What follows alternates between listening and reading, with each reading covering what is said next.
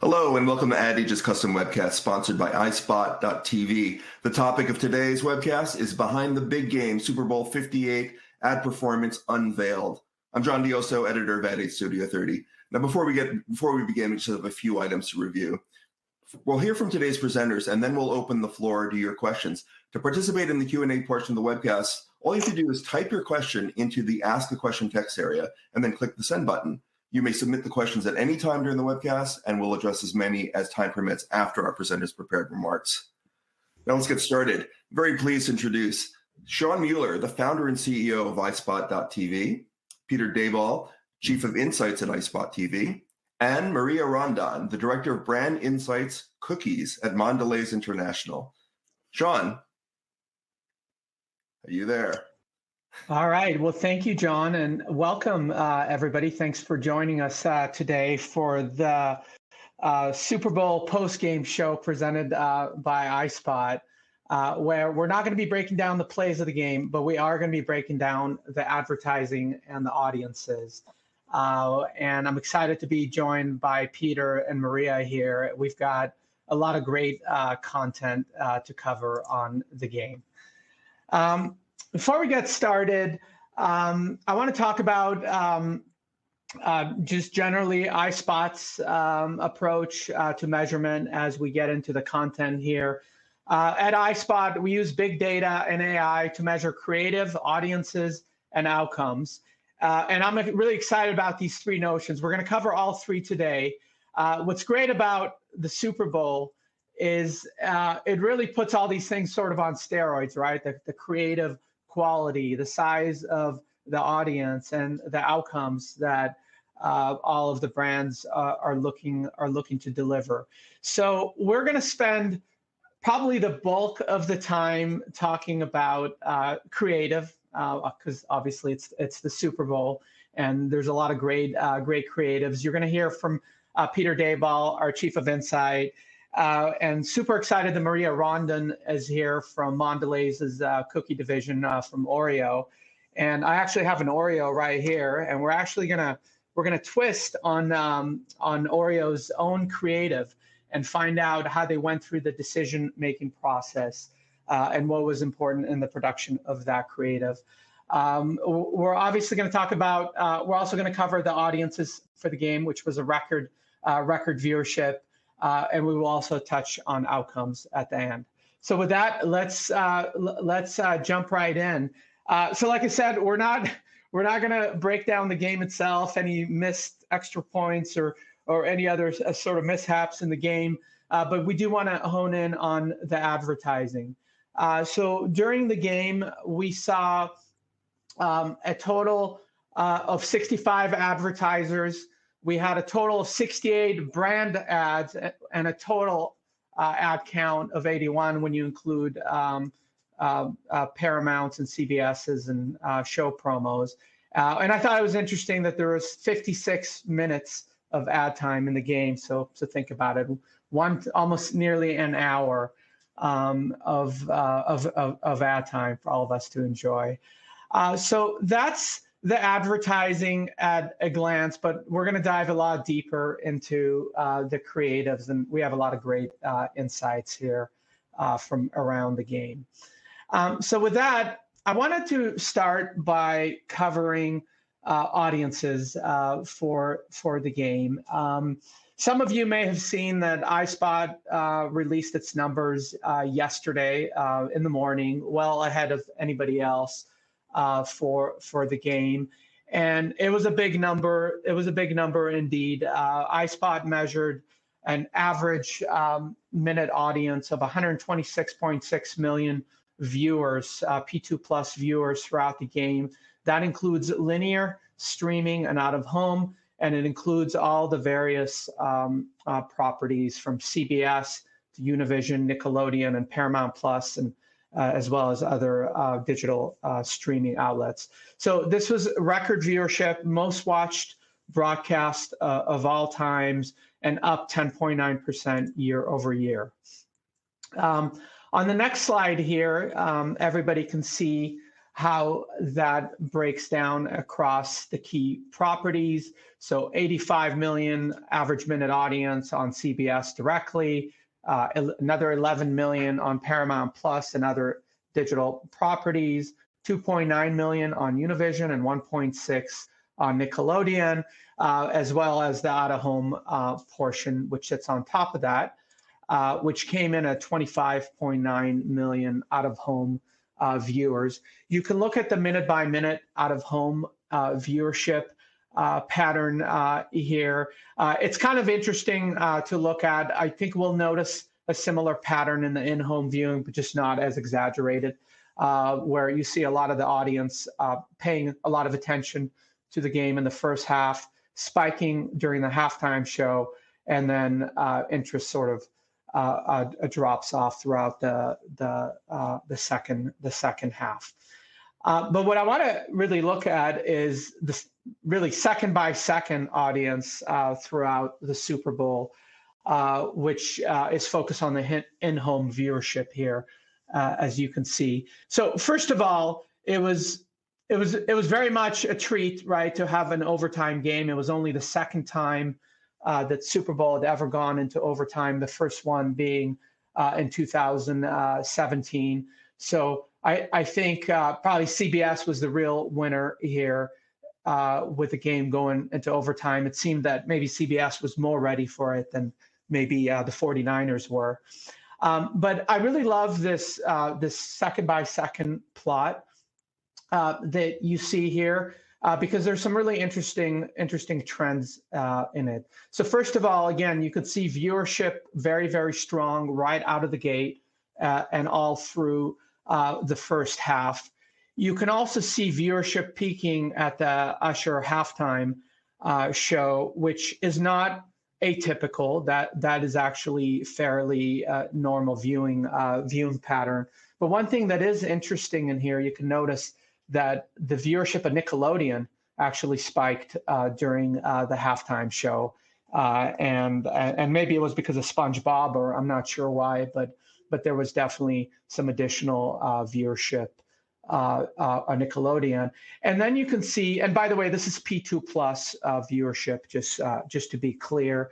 The gray is the gray is CBS, the green is streaming, the blue is Univision, and the orange is Nickelodeon, just to clarify this chart. But you can also see viewership slightly dropping off in the second half, as people are getting distracted with other things and maybe some losing some interest in this game, which was a close game, but not necessarily the most exciting game one has ever seen. So one note here, the household viewership actually stayed fairly constant here throughout the game. So it's really the P2 plus audiences. We thought that we'd, just for fun, obviously there was a lot of attention on Taylor Swift this year, and a lot of extra hoopla about her being there and whether she's going to make it there and all this other stuff. So we thought we'd plot a little reach and frequency curve here for Taylor Swift. So we plotted on here just for fun every time that Taylor Swift was on screen. She was on screen 12 times. The Vegas odds were 9.5, so you got the over on that one. The average viewership was 98.5 million, 12 times, for a total Taylor Swift TRP of 351.6. The other thing that we want to mention is the difference in audience when different ads air. One of the things that we do at iSpot here is get an exact ad audience for every ad, not just during the Super Bowl, but during every broadcast. So you can see, even in this broadcast, which probably had the most steady viewership of any sporting broadcast out there, there was still nearly a 10% difference in viewership between the ad that happened to be aired at the time of the highest viewership, which was this Etsy ad right before the halftime show, versus the ad that happened to air at the beginning of the fourth quarter during the lowest viewership point which was the Microsoft AI companion ad. So 10% difference in this game. Most other sporting events will see 30 to 35 difference between in audiences between the ads. So this is one of the reasons that we focus heavily on exact ad viewership, which is really, really key. All right, so this was a summary of the viewership during the Super Bowl. Again, it was a record viewership, but we really want to turn our attention to the ads themselves. There was a lot of great ads throughout the game. And so what I wanted to do is I want to turn things over to Peter Daboll, our Chief of Insight, to really take everybody through the trends that we saw in creative this year, and some of the top most likable ads from the game. So once again, thank you everybody for tuning in for our post-game show, and I'm going to turn it over to Peter Daboll now. Hey everybody, and thanks, Sean. It's always great to be here. You know, you just feel thankful to be part of this industry when you're looking at some of the creative work that actually comes out during Super Bowl. It really is the state of the creative art. And these people that are involved in this production have so much to balance with expenses and talent costs and consumer messaging and outcomes and all of the things that they have to put together and still put out a really impressive product. So it's exciting to take a look at them here. So just kind of the top level here, 31 categories, 40 return brands that were in the Super Bowl last year. We had 18 rookie brands, which was a little bit higher than last year, and some new ones I'm sure you remember. 86 teasers and pre-releases. It's kind of similar to last year, slightly right around the same. But the idea here is, one of the themes is to extend this Super Bowl investment, to maximize this Super Bowl investment that brands have. So they're going to be out there sometimes right after the championship game, talking about teasers and pre-release of their ads, activating social media. Then there's game day. Then there's recuts and reuse of this creative, often for an entire year. So really trying to maximize that creative impact that comes out of Super Bowl. One of the things that we'll start with is just the mix of categories that we're advertising. We saw some pretty big shifts. Alcohol essentially didn't advertise this year in Super Bowl, which is quite a drop from prior years. There still was some beer ads, as you guys all probably saw, but alcohol in itself kind of shied away from the game, while candy and snacks really took off. And we really saw those number of ads double. Some new brands were in there. Financial also came back in a big way. And we also saw some beauty brands come in, kind of perhaps a nod to the growing female fan base and the buzz of Taylor Swift that Sean mentioned, but we actually saw some beauty brands come in for the first time. You know, for autos and for QSR, they've been in a bit of a lull for a couple of years, so it wasn't really a big shock, but really a small number of QSR brands that used to be quite high. I think autos peaked at 17 ads a few years ago. They're down to 4, so they really pulled back. No big 3 autos from the U.S. This year. So definitely a mix change in terms of the categories that are participating. We also talk about Super Bowl and we immediately think of the funny ads and the entertainment value of the ads. And they're clearly, we're going to get into that in a minute. There are clearly a lot of ads that go for funny and go for entertainment value, but not everybody. And so I think it's important to point out the ads that went for a more serious tone, kind of went for heavier on the messaging. We saw the NFL, we saw Dove, Pfizer, and Microsoft. We talked about Copilot and AI. They all delivered on our empowering emo, and that's really difficult to do, especially in this kind of environment, but still come across as authentic and still delivering a powerful, uplifting message. And I think it's important to call those out in addition to all the funny ones. There was a few other message-forward brands.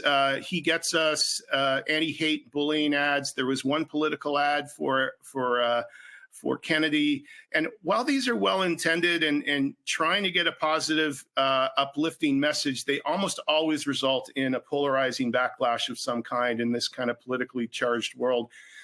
So those ones didn't perform as well.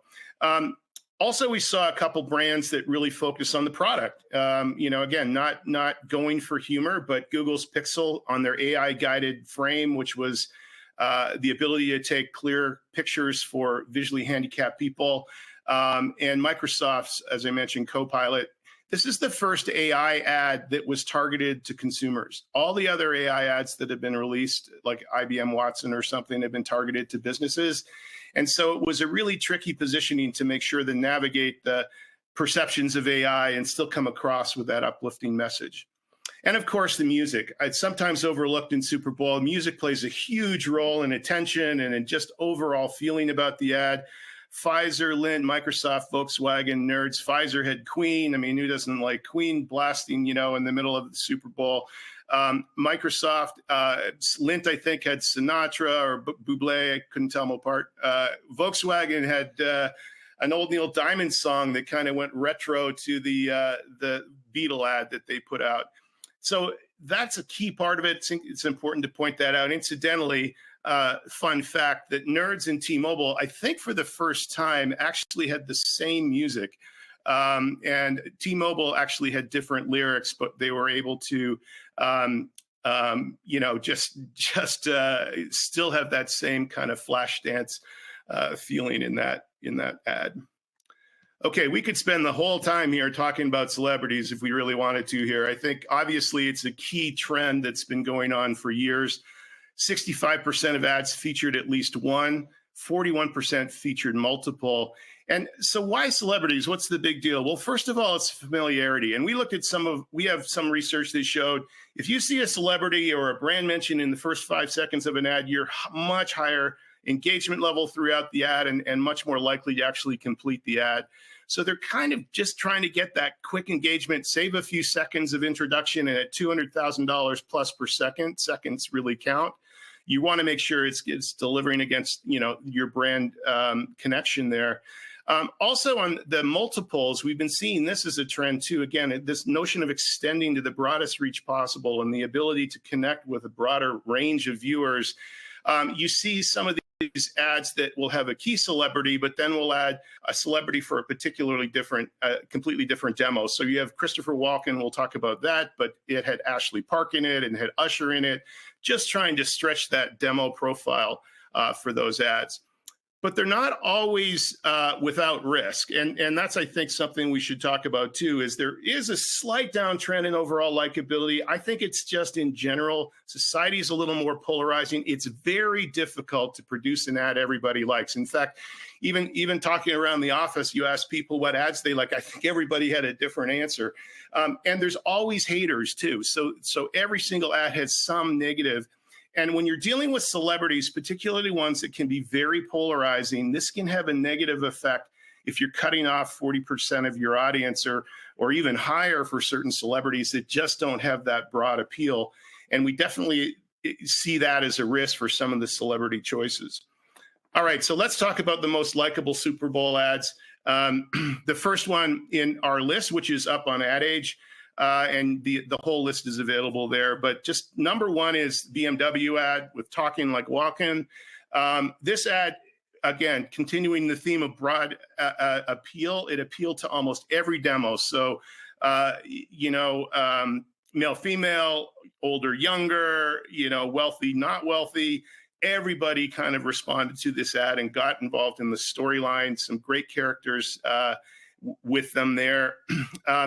And you'll notice on whenever we talk about emos and how we measure emos, we measure 57 emos. We've been doing this kind of machine learning NLP classification of verbatim comments, and we get a very solid statistical signal for the emotions that fire and compare to every other ad in our database. So funny was obviously a big one for this, but is another emotion that's interesting here because some of the negative feedback we did see for this ad was, I love the ad, I love Walken, but I didn't see the car enough. And when you think back, or I rewatched the ad, you really don't see the BMW very often in that ad, although the storyline was very positive. So kind of go through the lightning round here and a couple of other likable ads. Volkswagen just killed it. I think it was our highest nostalgia emo score of all time. A lot of people connected with old Beatles, and it's a 75-year anniversary of the Beatle coming to the U.S. And of course, they were able to introduce their new UV in that as well. Great storyline, great music, as I mentioned. Like a Good Neighbor, I mean, come on, that was just a funny ad all the way through. Danny DeVito at the end, I think, with the backstabber was just a classic way to end with a punchline. We did, even with that ad, though, see a little bit of negative, that people say you're unkind to make fun of somebody's accent who wasn't born in the U.S. But overall, very strong performer. I move on to Doritos and Dina and Mita. It's brilliant in a lot of levels. It's a great storyline. They didn't go with celebrities. They created their own characters. But Dina and Mita, you're never going to forget how to pronounce that brand from this point forward. They made fun of it, called Dynamita or something in the ad. And then, it's Dina and Mita. So they connected to the brand extremely well. A very funny ad. Doritos is no stranger to funny Super Bowl ads. And a bit of a surprise was the Toyota ad. It came across extremely well with all demographics. It was exciting. They were talking about new features and showing a new vehicle. So that came across as very likable as well. Now, one of the things I said, I promised we'd mention is talking about humor. Now, humor is so important in Super Bowl. 72% of Super Bowl ads were humorous, went for humor. But we go a step deeper with the emos that I mentioned. Not only are we measuring funny, but we're measuring kind of the dark side of funny, the potential backlash of a negative emotions that might be fired if your ad is funny, but it may be not appropriate, or it's just not hitting for all demographic groups equally. And so we measure what we call safe ads. And I wouldn't say they're safe. It's just ads that have very broad universal appeal versus ads that might be more targeted and may not have the same appeal. And you see some negative emotions like WTF or awful or gross or inappropriate that fire for some of those ads. If we look at humor and in the ranking here, just what I was mentioning on Dina and Mita, it actually tied with Dr. Umstick, and it won because of its likability score as a tiebreaker. But remember, all of these ads are in the top 3% of all ads, and in terms of their humor strength. And so, ads you probably remember from yesterday, Drumstick and Popeye's ad with Ken Jeong, and Like a Good Neighbor, and Hellman's with Kate McKinnon and Pete Davidson, I thought were pretty clever. Her coming off of Weird Barbie and then going into this, the Mayo Cat, really delivered on humor as well. Okay, so I'm going to just talk a little bit about the Candy and Snack Bowl. It was really remarkable just how many snack and candy ads there were. You can see a couple of them there on the left with Drumstick and Nerds and Lindt or Lindor being new for this year. But they really drive purchase intent. 6 of the top Super Bowl ads drive purchase intent. Obviously, this is highly frequently purchased category. It's a low risk investment, so you do get purchase intent quite quickly post exposure, but very strong brand recognition here for Oreos, 88%, for Reese's, for Pringles. People know these brands and they want to feel that familiarity, but we are still talking about outcomes here. So these brands have to care about my connection to the consumer and exposure and rankings on Super Bowl performance, but also it's about outcomes. And so one of the outcomes that we measure pretty consistently is just purchase intent. And you can see all of these ads for all of these snack brands completely crushed it on purchase intent, delivering purchase intent, improving on purchase intent before exposure. These are all about, I will purchase more, I will purchase more frequently type of purchase intent metrics. So very solid performance in this Candy and Snack Bowl. And with that, I'm going to turn it over to Maria Rondon, who's Director of Brand and Insights for Cookies for Mondelēz. She was part of this whole process of putting together one of these Super Bowl ads and one of the top performing Oreo ads, I think, of all time, certainly within the last couple of years. And we're really excited to have her talk a little bit about that process. So over to you, Maria. Thanks so much, Peter. And Sean, I'm so happy to see that you're twisting on it already. Love to see that ritual is starting to become part of the conversation, part of culture. So very excited to talk to you guys and the whole audience about Oreo and its iconic comeback to the Super Bowl. So for those who don't remember, this is actually the first time in 11 years that Oreo is back in the big game. And we are so thrilled to have been back, right, in this big platform where there's such a broad reach and where so many of our growth consumers are watching, right, which are those millennial households. So as a brand, we're constantly challenging ourselves, right, to show up in culture. And the big game is obviously, one of the most iconic cultural events of the year, especially within sports. And we wanted to come back with something like truly iconic, especially with our black and white cookie, right? And this whole playful twist on twisting on it. So we saw this as an opportunity to really showcase the product, right? But also to be part of a cultural conversation, right? And encourage consumers to continue to find that playfulness that the brand has stood for over 100 years and be part of their everyday lives. And of course, really reaching a broad audience that the Super Bowl obviously gives you that capability and visibility to. So as Peter mentioned, I was part of this entire process, which seems lengthy, but it's actually pretty quick turnaround. But the biggest question is obviously, how do we ensure creative success, right? And this really goes back to about 12 months ago, which seems like a long time, but it goes by very fast.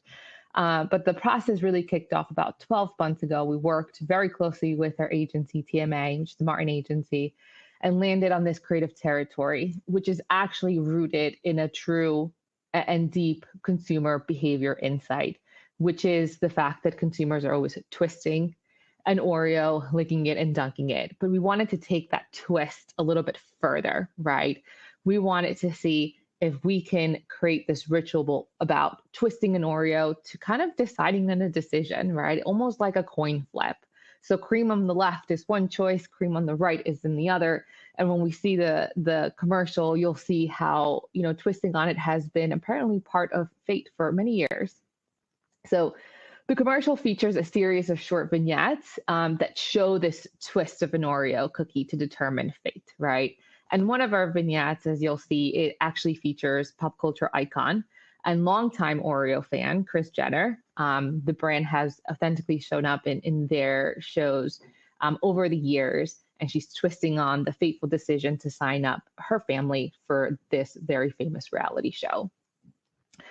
So consumer testing was obviously very key. For us, it was a critical focus. We wanted to stay really close to the consumer throughout the entire process. And we did this by various rounds of qualitative reviews, so focus groups, and very frequent quant checkings, right, to make sure that we were still getting that scale in terms of consumer feedback and response. We also leverage a lot of the historical Super Bowl learnings from other brands across industries, right? We not only looked at snacks and candies, but we obviously looked at automobile, communications, etc. And this is obviously where the iSpot platform was incredibly useful because it gives us that breadth and depth across different industries of those brands that have been featured in Super Bowl. So understanding obviously how emotion and humor play a role in creative and what has worked and not worked in past creatives was a critical kind of like learning journey as we leveraged, many of these historical creatives within the platform. So all of this really informed how we could refine our creative that was pre-tested. So we obviously pre-tested multiple versions, primarily our 30-second, which is what aired, and then a 90-second creative, which was a much longer format. So we were specifically focused on metrics such as branding, likability, kind of as Peter had mentioned before, likability, and Sean had mentioned before, the power of likability, message comprehension, brand interest, all of those things were key metrics that we wanted to make sure we were still continuing to monitor as we pre-tested. Likability, as I mentioned, is a big metric for us internally because we know it is correlated to in-market performance. So usually high likability yields to a higher in-market performance. Verbatims were also a key instrumental tool that helped us really dive deeper into what was driving the results across key metrics, like understanding what the response were to, Kris Jenner, and the response also to this new ritual that we were bringing to this, such a broad stage of twisting on it to determine a decision. We actually continue to pre-test the creative in shorter cut downs, since our actual Super Bowl creative will play a much larger role in our overall creative strategy this year. So we leverage multiple benchmarks across, iSpot, which includes kind of all industries, which we know plays critical role within the Super Bowl. But we also wanted to understand our closer in universe, which was snacks and candies, right? So we leverage multiple benchmarks to understand how we were stacking up against different norms, which iSpot obviously allows us to do.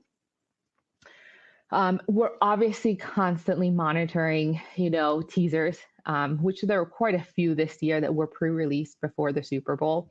And just to see how they're performing, we actually released ourselves a teaser with Kris Jenner. So we obviously wanted to see kind of, what Doritos was doing, what other brands were doing, and really seeing how we were, stacking up and performing against these teasers that were also launching before the big game.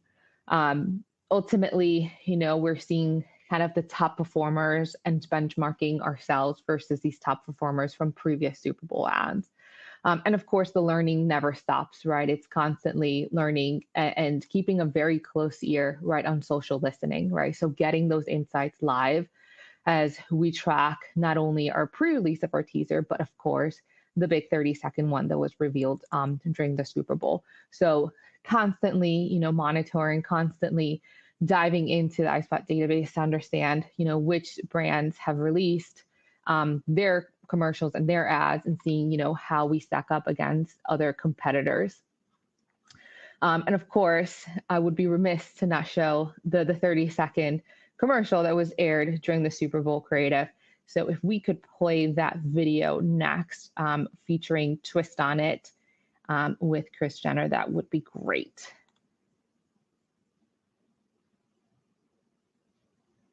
Whoa, whoa, whoa! Can we help you? I have a delivery for Athena. Twist on it? Yeah. Cream on the right, we'll let him in. Welcome to Troy! Thank you. Should we report this? I just twisted on it. This never happened. So every little detail about our family will be on TV? Who would watch that? All right, let me twist on it. Hope you can keep up. Wait a minute. We could have been twisting on everything this whole time?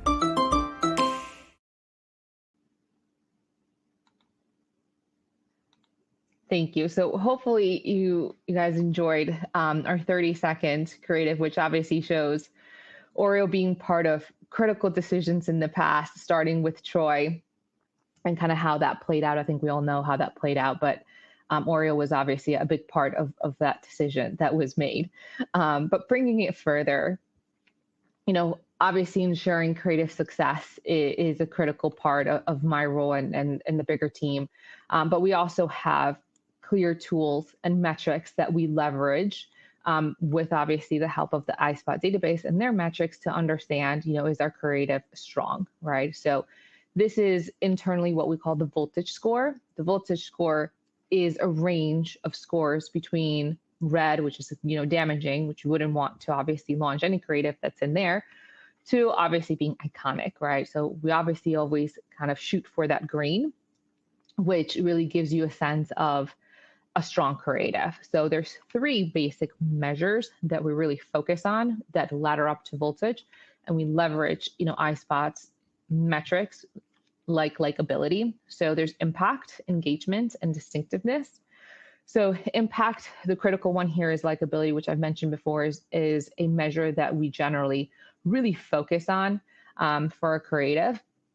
Engagement, which is desire and relevance. Desire is particularly important for our brand in the category because it's about wanting that, right? And you want that snack, like you want that food. So that is a critical one that we always monitor within our engagement. And then of course, relevance, right?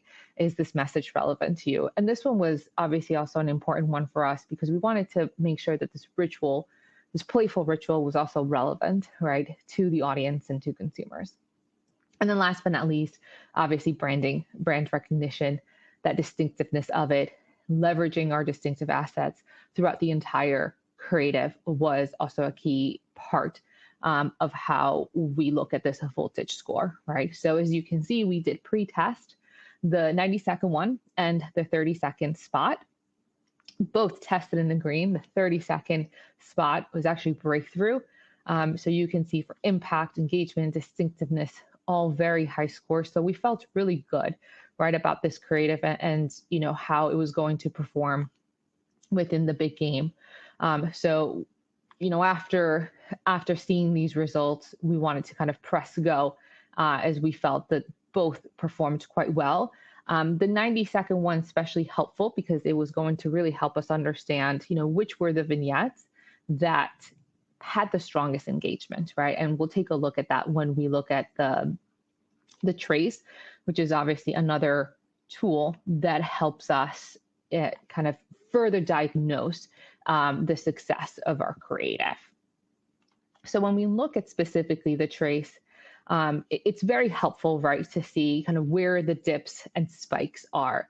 With the twist on it 90-second one, it is a very lengthy creative, but really the intent of that was to really understand where the peaks were, where was the engagement coming from with the viewers. So it could then help us inform the 15-second ads that we would later launch as part of our kind of overall equity strategy.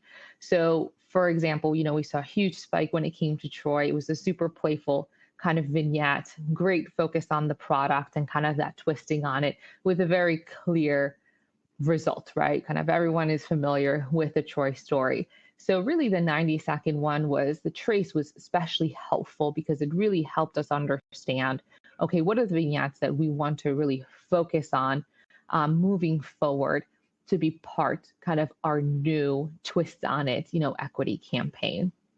The 30-second one is obviously the one that we launched with. You can see that obviously engagement is high. It dips a little bit with Kris Jenner.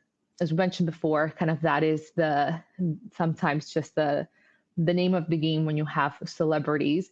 But we did see that there was a lot of kind of love for how we leveraged Kris Jenner and the authenticity to the brand when we looked at the verbatim. So really traces another way that we leveraged kind of creative success and really to inform a larger creative strategy. Whoops, there we go. Ultimately, this is kind of the result from the Oreo creative that launched, the 30-second one. So very high likability score, which is great to see. Top emotion. So here at Mondelēz, we love this emo chart. It is so helpful to really understand kind of the emotion behind the diagnostics, right? And what is driving some of these emotions. So for example, like what is driving the likability or the relevance? For this year's creative, we really wanted to focus on emotions like funny and love it, right? We were bringing in this new, very playful ritual into, the brand that we wanted to make sure that consumers were taking away kind of that aspect of it. And the emo score really shows that it came through so strongly. So, it really gives so much more context into the creative sentiment and really helps us understand the type of emotion that could be driving a potential like polarity, right? Which is another metric that we also leverage here at Mondelēz. We know that what really worked on our spot was how we were able to perfectly balance, right, the celebrity with our twist on it story, right? We really wanted Oreo and twist on it to be kind of like the star of the ad. With the celebrity cameo from Kris Jenner that supports and not overshadows our overall story. And sometimes that is a bit of a kind of like a fine line game where you have to make sure that you're giving focus to each of the variables, but obviously not lose the essence of the brand and your product within the commercial. Because I think it's sometimes relatively easy for the product and the brand to get lost in this constellation, right, of celebrities. So I don't think there was really any challenge here of trying to balance, Oreo as a brand and Kris Jenner as a celebrity, because it just so authentically kind of intertwines with each other. And Oreo was still kind of like the main focus of our creative and the product itself. So overall, we are super thrilled that obviously Love It, Funny came through. Nostalgia is always one that we love to see, obviously, on Oreo, just because of its heritage and its legacy, right? Oreo has been around for a long time. And this one usually pops up.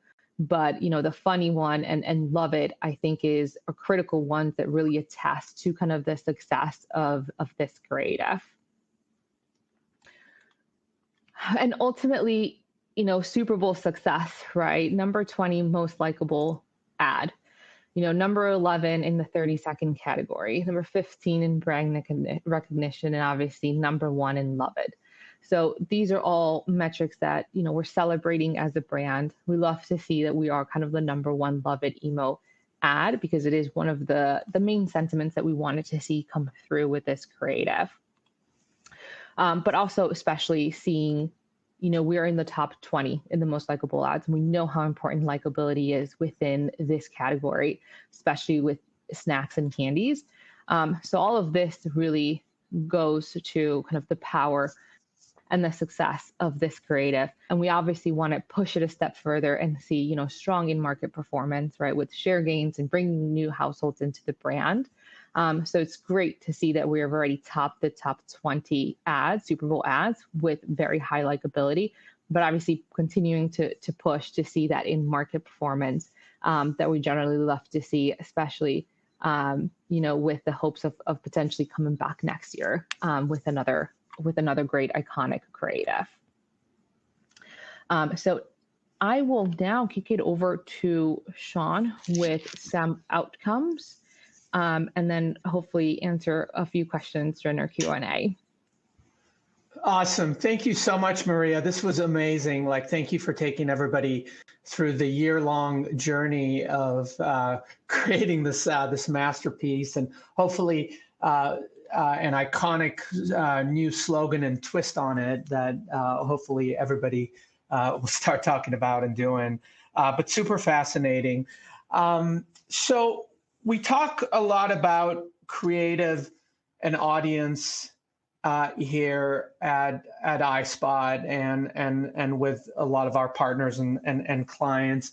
And these two things are just so crucially important, right? You gotta nail the creative, and then you gotta target it to the right audience at the right environments and at the right frequency. And if you do those two things well, we all know that will lead to outcomes, which is really what the ultimate goal is. So we believe measuring the outcomes is just as important as understanding and measuring the creatives and the audience, and then tying all of these things together.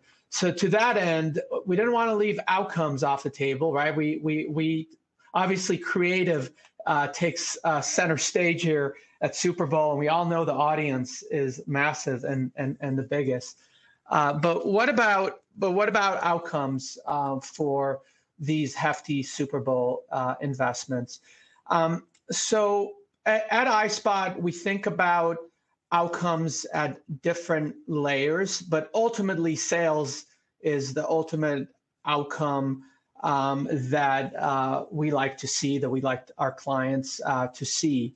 But there's a lot of important KPIs in and around of outcomes, whether it's actual purchases or whether it's visiting dealers if you're in automotive, or if it's foot traffic or website traffic, or even purchase intent for kind of more of the longer term purchase outcome. So we're pleased to announce that we're going to be releasing a case study within 1 week with one of the QSR brands from the Super Bowl. We'll announce the brand when we distribute the case study. Everyone that's here on this webinar will get a copy of the case study, which again will come out within a week. But in it, we will tie in some of the creative components and purchase intent with actual outcome in the form of foot traffic and transactions into stores in the days following the Super Bowl.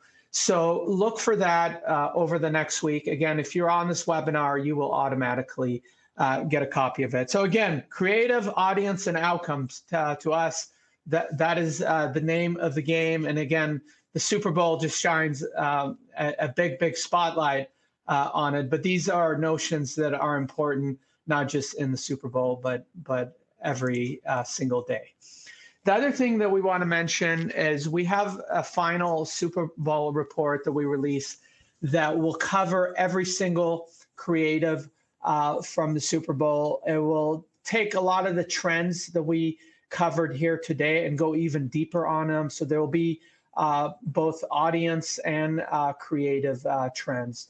So again, if you're on this webinar, you will automatically get a copy of that. So we're right on time. We were hoping to have about 15 minutes left for some Q&A from the audience. And with that, I will turn it back to John. Thanks, Sean, and thank you, Peter and Maria, for a great presentation. A reminder before we hop into the Q&A, as a reminder to participate in the Q&A, just type your question to the Ask a Question text area and then click the send button. But let's get into it. So the first question is actually for Maria, and you gave a really great breakdown about how you ended up using Kris Jenner and how that impacted the way that the ad performed and what the goals were there. So the question is, using celebrities is typically a trend, as Peter had outlined before, among Super Bowl ads. What is the process like at Mondelēz of choosing celebrities for Super Bowl ads? Yes, I mean, definitely celebrities are heavily ingrained at this point, right, in Super Bowl. So it's definitely almost, I think consumers and viewers almost expect it. It's almost like unexpected when they don't see celebrities with certain big iconic brands. So specifically at Mondelēz, the commercial, right, twist on it. It showcases how the twist of an Oreo was behind some of the most iconic moments in culture and history, right? So, as a team, we started to think about the decisions that change our culture forever, right? Like, what were these critical moments in both history and in modern times, right? And that really brought us to Kris Jenner, right? And the way that her family reality show redefined reality TV, right? So we know that she is a cultural powerhouse, right? And her decision to do that reality show transformed our culture forever, right? Especially as it relates to reality TV. So for us, it really starts with the creative and the insight behind the creative. And then really, what is the authentic choice, right? For this celebrity to come in and be part of our story, right? So it was really the perfect playful story to tell in our commercial. And we know that Kris and her family are huge fans of Oreo cookies. So it was truly an authentic choice. So really the process really looks like is you really start obviously with your brief and your insight and your objective. And then you start to weave in the celebrity that makes sense, right? That is authentic as well. Because if it's not, then you kind of start to see a little bit of a juxtaposition between your creative and the celebrity that you choose. So specifically for Oreo, it was really truly kind of more of the authentic choice, and really started to really challenge ourselves, okay, on what events have really redefined certain aspects of our lives, right? And in this case, it was reality TV, and who better than obviously Kris Jenner and her family. Wow, that's really great. That's a great answer. And you really can see how much they reinvented kind of culture and society. I mean, just looking back, it really puts it in perspective, doesn't it? Next question is for Sean, and it's how did viewership trends from this year compare with previous years? Is the halftime show typically, you reference this, halftime show typically when viewership peaks, and why? Yeah, so there's a couple of trends sort of that are happening in the Super Bowl in general and viewership. One trend is just the distribution of the Super Bowl. It's really turning into a multicast environment where you can get the Super Bowl, you can get it on broadcast, you can get it through multiple streaming outlets. This year you can get it on Nickelodeon for the family-friendly version. So that's one trend that's definitely happening, but it's pretty typical for Super Bowl audience to build through the first half. and then peak during the halftime show. The halftime show just draws additional audience that may not be as interested in the game itself. That is definitely pretty typical. And then again, it's not atypical in the second half for viewership. In fact, I'm looking at the game trend from last year's game, which was on Fox, and it's a fairly similar pattern, except this year the viewership started really strong out of the gate and held all the way through the halftime, peaked at the halftime, and then started dropping off. Now, it's really important to note that's at a person level. So what P2 plus, so people 2 years and older watching the game. From a household perspective, it seems that once households turn on the game, they leave the game on throughout the game. So that holds a lot more steady through the game. But this is the power of using big data to track all this. You're able to see patterns second by second. You're able to see all the distribution channels very, very clearly, the streaming channels, the linear channels, as well as out of home, which we own the Tunity app, where you can use the app out of home to listen to the audio and out of home environments, and so that becomes our measurement panel for out of home. So measuring television in general has gotten more complicated, and the Super Bowl is no different. Right. And, again, talking about the trends, I'd love it. And maybe Peter and Maria could weigh in on this as well. What do you really see as the difference? And what are the trends? Because we outlined a lot of the trends in a great way and during the presentation. What do you think the trends that we saw at this year's Super Bowl say about 2024 as compared with what the trends of last year's Super Bowl said about 2023? Obviously, we're in a different place right now. I mean, it's a new year. We've got a lot going on, presidential election, you got the Olympics coming up later this year. So what do you really think? I mean, we saw a lot of candy. What does that say to you? I mean, what do you think is underneath all that? I think me, no, Maria, sorry, go ahead. Okay, thanks. I think for me, just seeing the presence of snacking brands this year versus last year, I think gives a very strong signal, right, in terms of the category, right, and kind of pushing for that consumption this year, starting strong with consumption and share gain. So for me, I think what it says, I think snacking overall will be a focus in terms of consumption for a lot of brands. I think this is why they were investing heavily behind, and some of these are kind of like they're there every year, Doritos, M&Ms, et cetera. But I think just the sheer presence of so many snacking brands this year, I think, says something about the category and really pushing and growing consumption within this category, especially starting out in Q1 and hopefully kind of driving that for the rest of the year. And is it leaning into that feeling or that emotion of comfort, right? Like people are seeking comfort in troubled times or tumultuous times and times of, disruption and conflict, et cetera. For sure. And familiarity, right? Familiarity with these brands that have been around for many years that you trust, right? The brands that came through weren't necessarily like newcomers, right? Like these are brands that have been around for a long time. So really kind of double clicking and doubling down on the familiarity of these well-known brands that consumers can always rely on.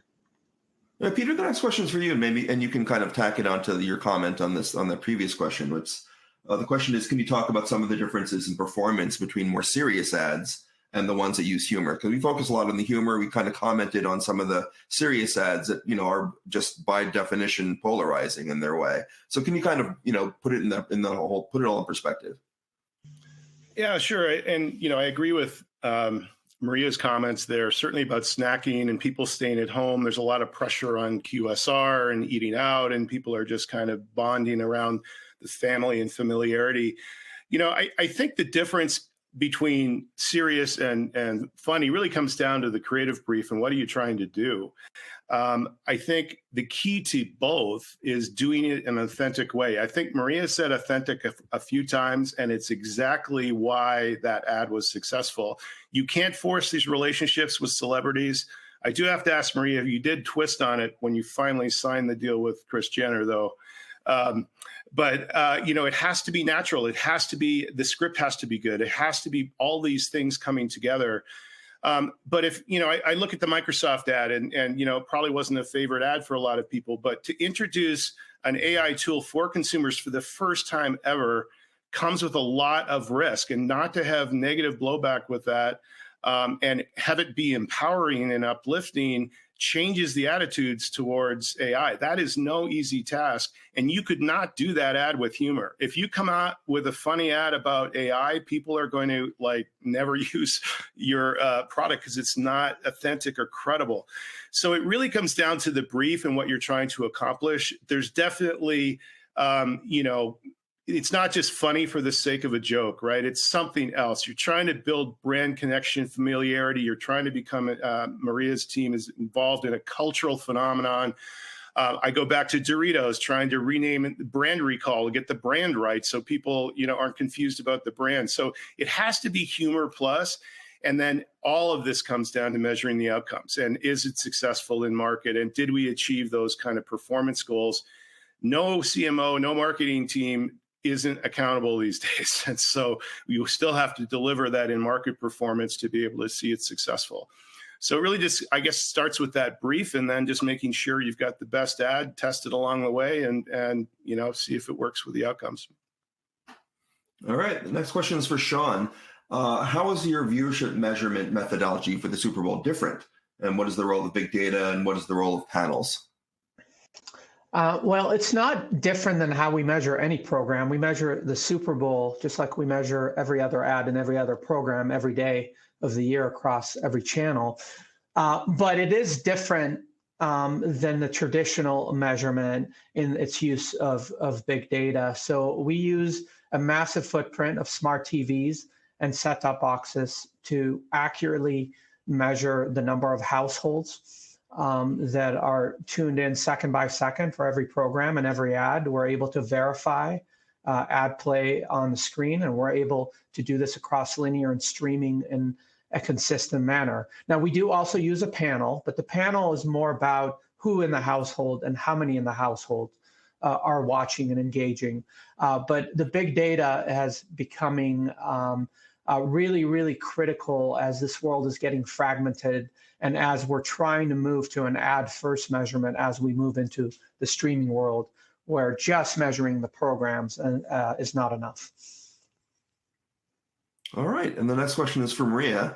What results from this year's Super Bowl ad, if any, will help you lobby for Super Bowl spots? Or you're 12 months down the line, it just ended. You got to do the next one, right? What's going to help you lobby for Super Bowl spot next year? It's, maybe we'll twist on it to decide and want to be in next year's Super Bowl ad. But I mean, obviously, what we've been seeing so far is a good start, right? Being most likable or top likable, the love it emo score, all those are obviously great KPIs, right, to lobby for next year's Super Bowl. But I would obviously say, sales at the end of the day is king. So making sure that our in-market performance reflects all these kind of great accolades that we're seeing so far. So market share, sales trends, household penetration, getting more households into the brand, all of those, in-market KPIs are really critical to kind of make the case for next year. But I think we're off to a great start with all of these kind of successes that we've seen so far.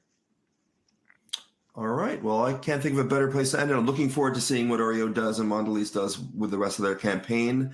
We'll be looking at that from NH, obviously, and iSpot TV. I want to thank everybody for joining us today. Thank you for joining NH's Custom Webcast, sponsored by iSpot TV. As a reminder, before we depart, you can listen to this presentation on demand using the same link that you used to attend today. You'll get an email as soon as our archive is ready. On behalf of our guests, Sean, Peter, and Maria, thank you so much for your time today. Have a great day. Bye, everybody.